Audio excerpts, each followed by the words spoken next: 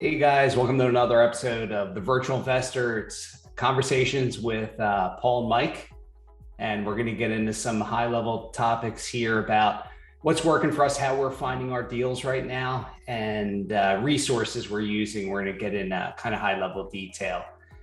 So start off, Mike, how you're finding wholesalers. Give us kind of the long and short of it, how you're finding wholesalers right now in this market.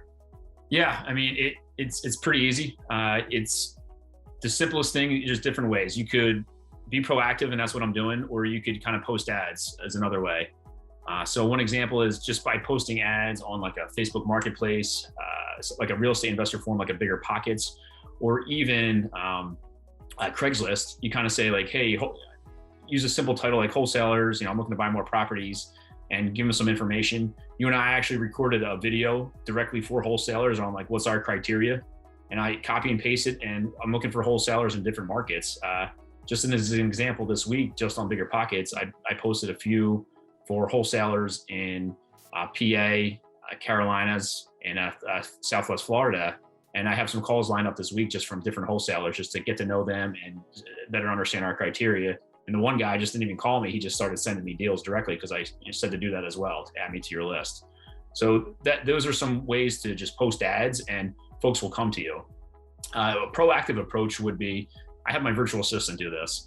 I basically tell her which Google keywords to use, like, wholesale properties, we sell, sell house fast, in city and state. And I do that in several markets. And I'll break it up if it's a big state where here's all of the eastern part of this state, and then next week we'll do the western part of this state. That way I don't get bombarded with emails and potential calls. And I have her, reach out to them. If there's an email, she'll, email and copy me on the response. Or some people have a web form, and you just, put in web information and ask to join that way as well. So those are some different tactics that I used recently just to start building relationships with wholesalers, especially if you don't want to do it in your local market, right? I'm not going to go to all these meetup groups in different states and different cities when I can easily do this from the seat of my own home and comfort of my own home.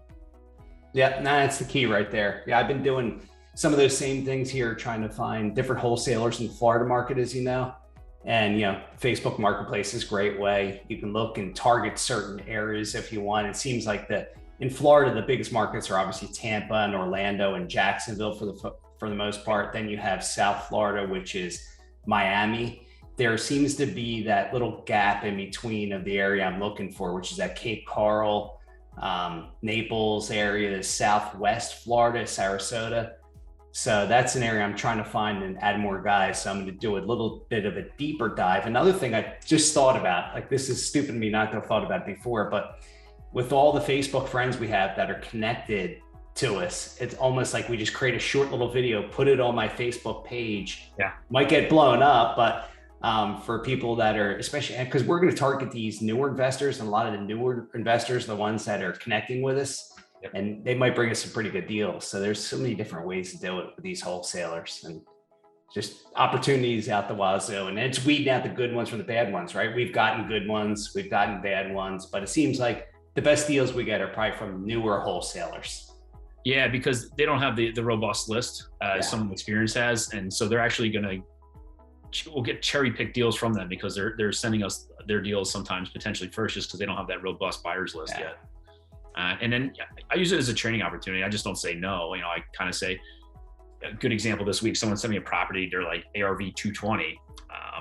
I would agree with that number if the property was 1,500 square feet, but our property was about 1,000 square feet, and ARVs are around like 185. And I kind of explained to them why, to kind of gear their numbers to the way I would evaluate it and make a realistic offer on it. It's just to almost like train them that way. They bring me better deals, and I'm not wasting time like quickly saying no 10 times before I actually sit down and analyze one where it could be a potential deal. Yeah, now they appreciate that too, because you're letting them know exactly what you want. I mean, that's a big thing there. It's super important.